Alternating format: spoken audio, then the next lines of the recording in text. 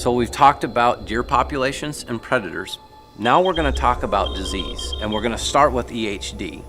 In 2007 and 2012 were record outbreaks of hemorrhagic disease, or EHD, which severely impacted many deer herds across the U.S.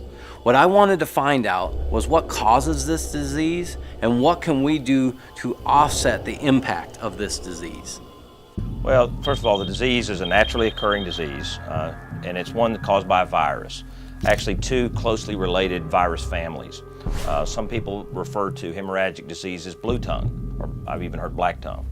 But in actuality, there's groups of virus strains, if we call them serovars, under the hemorrhagic disease virus family and also under the blue tongue. So there's several different strains and types of the virus but available. They're similar. They're all cause what we see in deer as hemorrhagic disease. Okay. Of all the diseases that afflict whitetail deer, hemorrhagic disease is the most significant.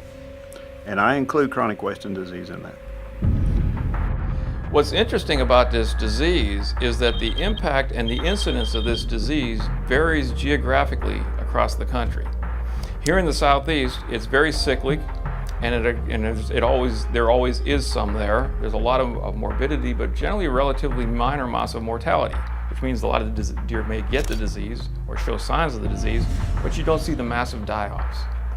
You go up into the New England states, you don't see any of this disease because the vector does not occur there. The little biting midge, the Cuocoides midge that transmits this disease doesn't occur there, so you don't see the outbreaks there. It would surprise most people to know that the type localities for the disease is New Jersey and Michigan.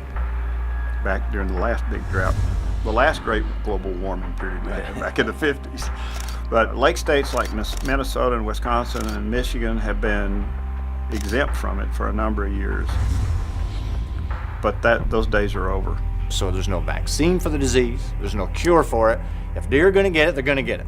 But fortunately, not all deer die from it. And it's been happening for years and years, and it happens every year somewhere in the whitetails range. And deer that survive that develop antibodies and actually can do a better job fighting that disease off if they come across it in future.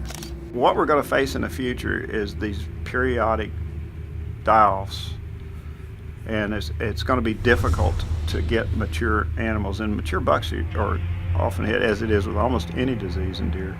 The mature bucks are the ones that really take a hit on these things. A common symptom of the disease in those that do die is severe fever and hemorrhaging, and the fever drives them to water. So hunters often find the deer near water sources during those late summer, early fall months. Water starts to dry up. The deer start to concentrate. That's where the gnats are. You got a concentrated herd. You've got a perfect situation for spreading a disease. The deer gets a disease, comes there, he's fevered up, he goes to water, trying to reduce his fever.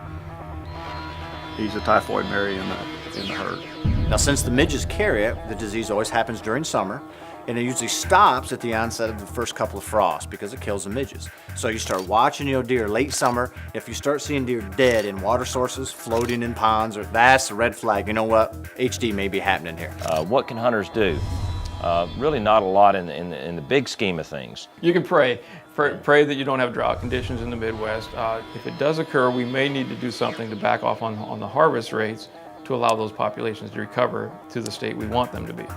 Particularly if we have dealing with declining recruitment rates related to predation. As a landowner, we can reduce the areas where midges like to breed, such as the muddy edges around ponds or water holes. That's where they get in and can increase those populations, which then can carry the disease more. So if we can keep those areas vegetated, we can reduce the areas that are really, really good for midges and help ward off a little bit of the disease.